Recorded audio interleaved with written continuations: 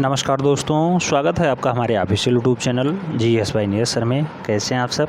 मैं उम्मीद करता हूं स्वस्थ होंगे, मस्त होंगे, अपनी तैयारी में व्यस्त होंगे। बड़ा आज की जो क्लास है टेस्ट पेपर 22 है और TGT PGT कला के लिए है। अगर कला में आपको फाइनली सिलेक्शन लेना है तो मेहनत तो करना ही पड़ेगा। हमारा लक्ष्य है 148 फतेह करना, तो 148 के लिए हम लोग दिन रात एक करेंगे, उसमें कोई डाउट नहीं है। 2 दिन बीच में क्लास इसलिए नहीं हो पाई बेटा, ये एक परम मित्र हैं, उनकी माता जी का देहावसान हो गया, इसलिए हमें गांव आना पड़ा और इसीलिए आपको क्लास नियमित नहीं मिल पाई। उसके लिए हमें खेद है। फिलहाल अब हम लोग अपनी तैयारी नियमित करते हैं, उसमें कोई डाउट्स नहीं रहेगा। जैसे टेस्ट पेपर 22 का पहला क्वेश्चन कहा गया, जहांगीर की चित्रशाला में हिंदू चित्रकार था। कौन था हिंदू चित्रकार बेटा? ऑप्शंस दिया गया अबुल हसन, मंसूर, बिशनदास या फिर होनहार। तो बेटा जहांगीर के दरबार का जो हिंदू चितेरा है उसका नाम है बिशनदास। आप लोग इसे सॉल्व कर चुके हैं। राइट आंसर सी के साथ बन रहा है। मैं उम्मीद करता हूँ आज के पेपर में ज़्यादा से ज़्यादा स्कोर आप लोगों का सही जाएगा। प्रश्न संख्या 2 की तरफ बढ़ते हैं। पूछा गया शाहजहां की चित्रशाला का विशिष्ट हिंदू चित्रकार कौन था। अब बेटा शाहजहां की बात हो गई है, शाहजहां की चित्रशाला में हिंदू चित्रकार कौन रहा है?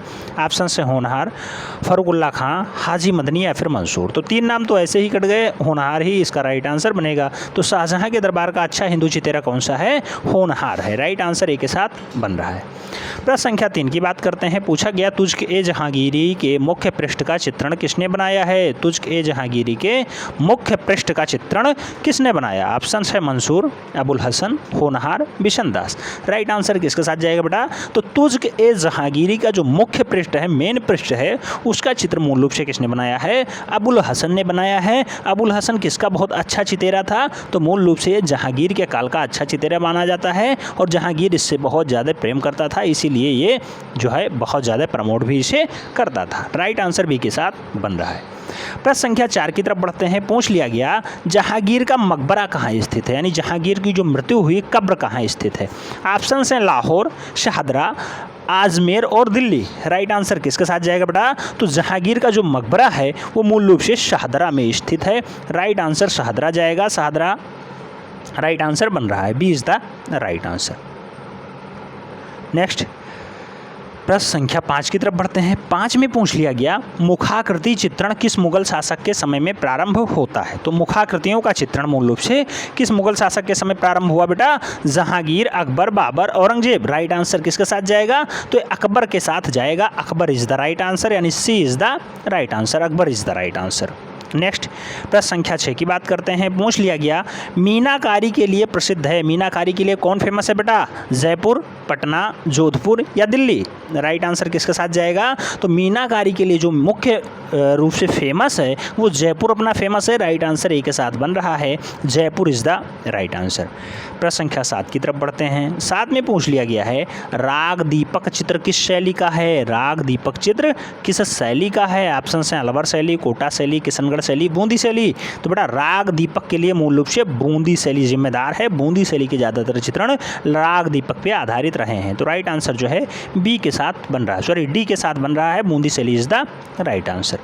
नेक्स्ट प्रश्न संख्या 8 की तरफ बढ़ते हैं। पूछ लिया गया अलवर राज्य का राजकीय चित्रकार कौन था बेटा? अलवर राज्य का राजकीय चित्रकार किसे नियुक्त किया गया? ऑप्शन हैं डालूराम, विशनदास, बिचिस्तर और बसावन।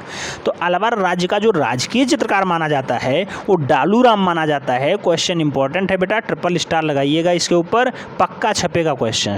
तो राइट आंसर डालूराम बन रहे हैं। A is the right answer Alwar शैली के लिए। नेक्स्ट प्रश्न संख्या 9 की तरफ बढ़ते हैं। पूछ लिया गया रुक्मणी हरण का चित्रण इनमें से किस शैली में हुआ है? रुक्मणी हरण कहाँ पे चित्रित है?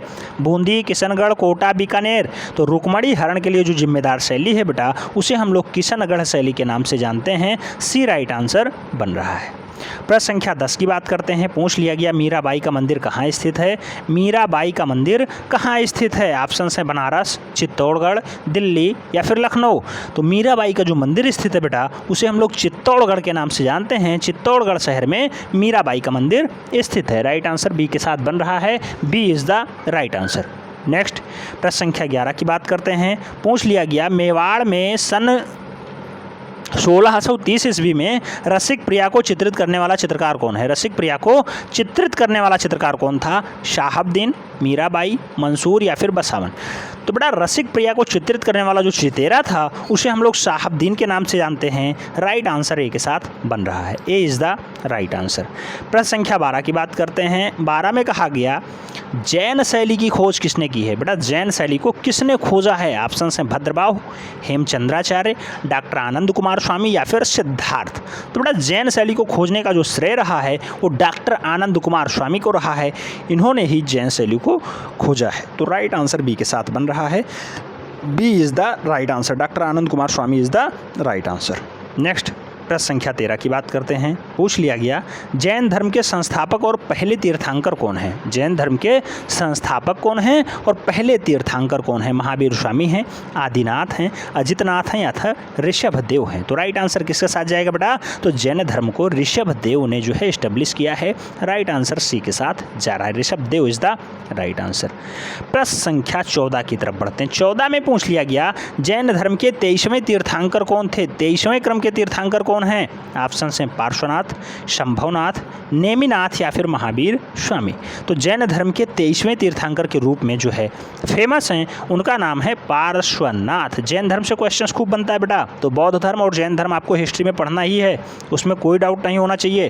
प्रश्न संख्या 15 की बात करते हैं। पूछ लिया गया प्रज्ञा पारमिता ग्रंथ को नागार्जुन ने कितने श्लोकों में लिखा है। तो ये याद रखना है आपको कि प्रज्ञा पारमिता ग्रंथ के रचनाकार कौन हैं, नागार्जुन जी हैं। कितने श्लोकों में प्रज्ञा पारमिता लिखी गई है ये आपको बताना है। ऑप्शन हैं 10,000 श्लोक, 35,000 श्लोक, 9,000 श्लोक या फिर 8,000 श्लोक। तो बेटा नागार्जुन बाबा ने 8,000 श्लोकों में प्रज्ञा पारमिता ग्रंथ को लिख दिया है। राइट आंसर सी के साथ बन जा रहा है। नेक्स्ट प्रश्न संख्या 16 की बात करते हैं। पूछ लिया गया पाल शैली का केंद्र नहीं है। ऑप्शन है बंगाल, बिहार, दिल्ली, नेपाल।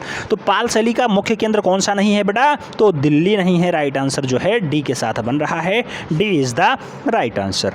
नेक्स्ट प्रश्न संख्या 17 की बात करते हैं। 17 में कहा गया कुलीन महिला पुष्प लिए हुए, कुलीन महिला पुष्प लिए हुए कहाँ चित्रित है। ऑप्शन हैं सिकरिया की गुफा, एलोरा गुफा, सित्तनवासल की गुफा या फिर अजंता की गुफा।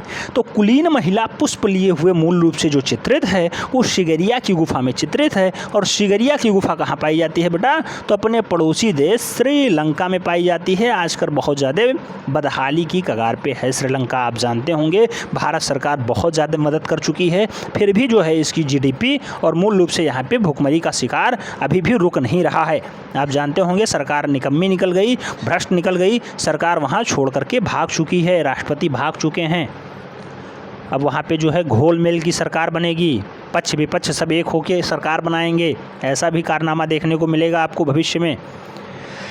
एलोरा में बौद्ध गुफाएं हैं। एलोरा में कितनी बौद्ध गुफाएं हैं बेटा। बौद्ध गुफाएं कहाँ स्थित हैं। 1 से 12 में, 13 से 29 में, 30 से 34 में या फिर 1 से 14 में। तो आप जानते हैं एलोरा में 34 गुफाएं पाई जाती हैं, महाराष्ट्र औरंगाबाद में स्थित है। और बौद्ध गुफाओं के लिए कौन जिम्मेदार है। तो 1 से 12 तक का जो डाटा है ये बौद्ध गुफा के लिए है, जबकि 13 से 29 तक का जो ये डाटा है ये हिंदू धर्म के लिए है, हिंदू धर्म के लिए है।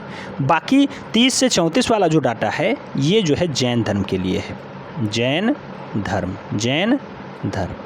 तो इस टाइप से पूरा ये समाहित है, इस टाइप से पूरा सुसज्जित है। आगे प्रश्न संख्या 19 की बात करते हैं। पूछा गया बाघ गुफाओं को जाना जाता है किस नाम से। पंच गुफा, पंच पांडव गुफा, वैष्णो गुफा या फिर राजमहल गुफा। तो बेटा बाघ गुफा आप जानते हैं उसे हम लोग मूल रूप से पंच पांडव की गुफा के नाम से जानते हैं। स्टेला कैम्ब्रिज ने इसे खोजा है 1924 ईस्वी में। स्टेला कैम्ब्रिज ने बाघ को खोजा, बाघ गुफा को याद रखना है 1924 में, स्टेला कैम्ब्रिज।